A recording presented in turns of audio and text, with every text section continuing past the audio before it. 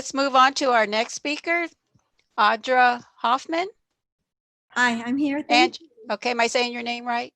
It's actually Andra. Andra Hoffman. Okay, great. All right. So Andra Hoffman is incumbent candidate for the Los Angeles Community College District Board of Trustees, seat 1. She's the current president of the LACCD board and runs the Glendale Community College Career Center and Job Placement Program, and is a professor of American and California government. Andra is endorsed by the Los Angeles County Democratic Party, State Senator Ben Allen, Mayor Garcetti, many trade unions, the Sierra Club, Los Angeles Times, among many others. Please welcome Andra Hoffman. Thank you. And thank you so much for having me here this afternoon. You know, I was pumped up and ready to rally, and then we watched the film, which definitely leaves us with a lot to think about and a lot to unpack. And the first thing that comes to my mind is I want to make sure that students get exposed to this film, hopefully before Election Day. It was just really powerful. And so thank you for having me here this afternoon. The Los Angeles Community College District is the largest community college district in the nation. We cover 882 square miles, which is absolutely a huge area to try to campaign in, let alone serve. We have over 230,000 students that come through our doors each year. We employ over 10,000 people, and we have 9 campuses. We serve some of the most disproportionately affected students in terms of socioeconomic impacts and poverty that of any other district in the state of California. 56% of our students, it was estimated at one time, are either food or housing insecure or both. It might not mean that they don't have a place to sleep, but they don't have a permanent address where they can call home. 35% of our students are parents. So they're caring for children in the home under the age of 18. And we've all seen with this pandemic, the huge inequities between the haves and the have-nots. Our students not only struggle with access to technology. You know, we discovered when we had to go remote, our students were using their phones to try to take classes. So I'm really proud that as a district, we stepped up. My colleagues and I, we provided over 30,000 laptops for students who didn't have the technology. But what we're finding now is that they don't have access to free and reliable broadband. And so something that I'm also working on is to work with government officials at all levels, state, federal, and local, to make sure that, as people are saying now, that the internet flows like water or electricity. We need to make sure that it's considered a public utility and make it affordable or free for those who can't afford to pay for it. I'm the only woman on a 7-member board, so I serve with 6 men, and you can imagine what that's like. Women govern very differently. I called an emergency board meeting on March 13th, Friday, March 13th, for the next day, March 14th. And my colleagues were looking at me like, why do we need to have an emergency meeting? Let's just wait until our regular board meeting. And at that emergency meeting, I urged my colleagues to stand with me to try to shut down our campuses, because that's when COVID was just hitting, and LA Unified had just moved to taking everyone off campus. This order came from me before the stay-at-home, safer-at-home orders from the mayor of Los Angeles and the governor. So I'm really proud to be able to have done that.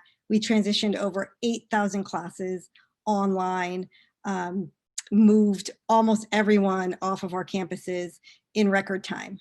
And now we're looking at how are we going to help with the recovery of the region and the county of Los Angeles. What does a safe return to campus look like? So right now, our students are still not on campus. They're all learning in a remote environment. But at some point, we're going to need to be able to return to campus. Of course, in the middle of all this, we had civil unrest. And so we are looking at everything we do in the LA Community College District, from our curriculum to our practices on campus, to our hiring, to making sure that students feel more included. And to that end, the chancellor and I wrote a framework on racial equity and social justice. And we started our very first Black and African-American student affairs outreach program, so that faculty members and constituent holders come together to actually talk about how are we going to do better for the Black community, a community that really needs us right now and doesn't feel welcome or comfortable on our campuses. The other thing that I'm pushing for, and I'm just going to make a quick plug, is for Proposition 16. So Proposition 16 overturns the ban on affirmative action and makes it permissible for us to consider race, ethnicity, and gender when we hire. So it's not so important for community colleges in terms of the admissions process because we're open access. I like to say we take 100% of the students that apply to come to us. We have no admissions requirements. But 57% of our students are Latino and only 18% of the faculty are Latino. 12% of our students are African American and under 9% of our full-time tenured faculty are African American. So we need to be able to do better and be more intentional with our hiring. And if we could, do that, if we can consider race, ethnicity, and gender, we'll do a better job at serving our students. I'm very excited to have so many wonderful endorsements. I also have State Controller Betty Yee, and that's important to me because we control a $5.5 billion budget. A lot of that is in construction bonds. And we have $1 million or $1 billion operating budget for our 9 campuses. So we are the stewards of a lot of taxpayer dollars that we want to make sure are spent appropriately. And I also serve on a statewide board with the Community College League of California, which is our advocacy organization. And on that board, I am on a task force for food insecurity and housing affordability. And through that task force, we were able to make recommendations to the legislature to ensure that all campuses in the state and all 9 campuses in the LA Community College District have food pantries. And that was implemented before we went out for COVID. I'm really proud of the fact that we're still able to run those food pantries. We collaborate with the LA Regional Food Bank so that our students could actually drive through the parking lots to pick up boxes of groceries and food to take home to feed their families. So I would be honored to earn your vote. Spread the word amongst your friends and family. This is a huge district. There are 3 million voters. 3 million people are getting ballots in the mail. The other thing that's happened with this election, we used to run in March of odd numbered years and the turnout was dismal. It was less than 10%.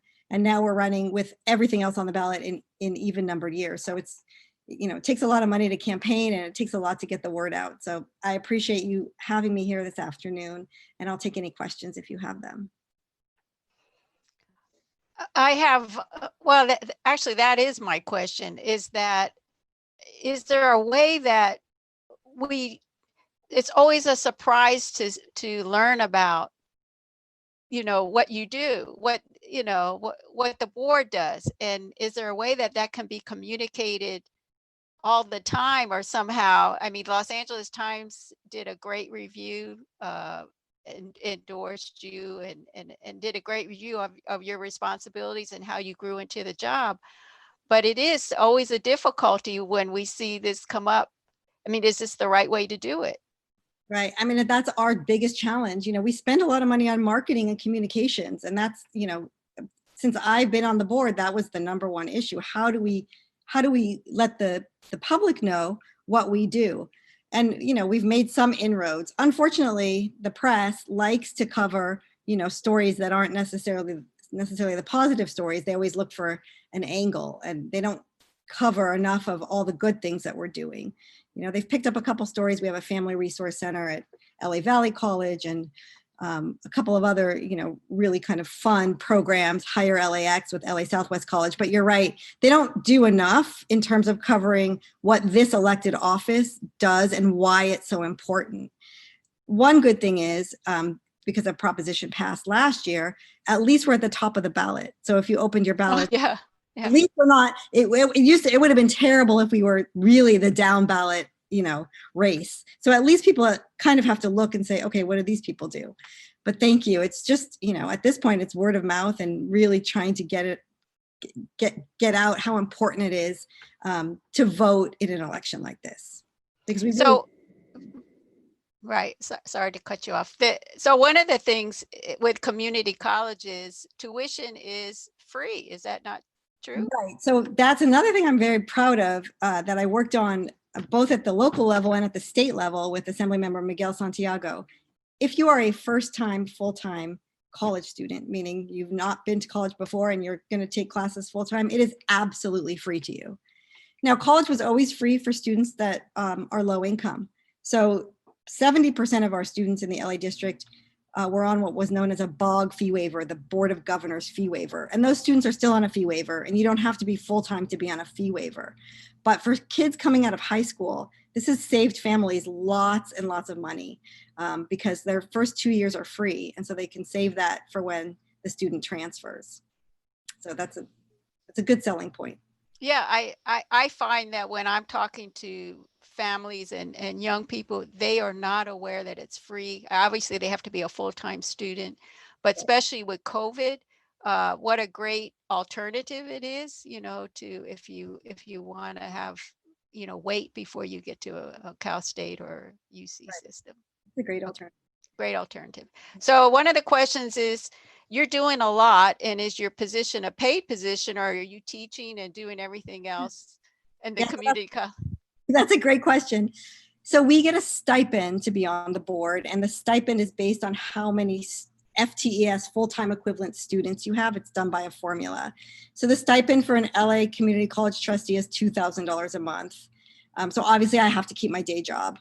And I have a full-time job at Glendale College. I not only run the job and career center, so I place students in jobs on campus and off campus.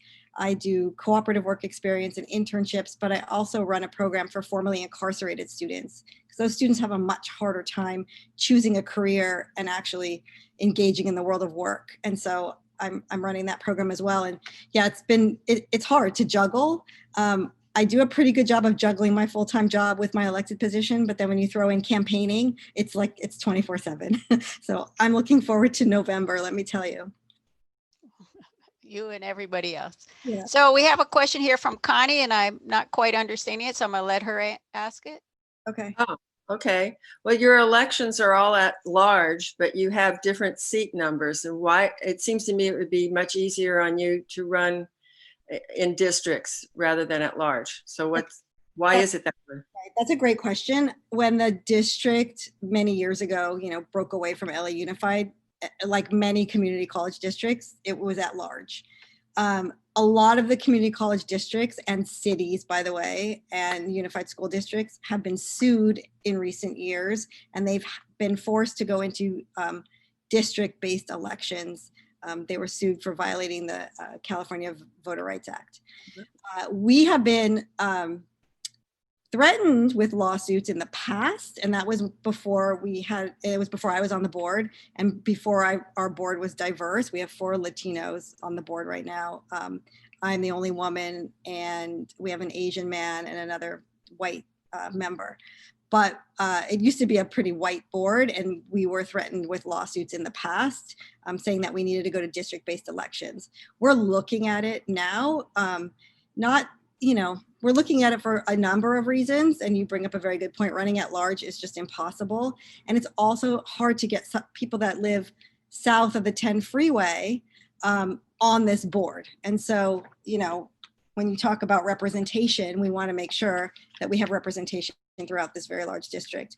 What concerns me when we look at district-based elections is we want to not do sort of like what LA Unified did and represent a certain college or a certain school.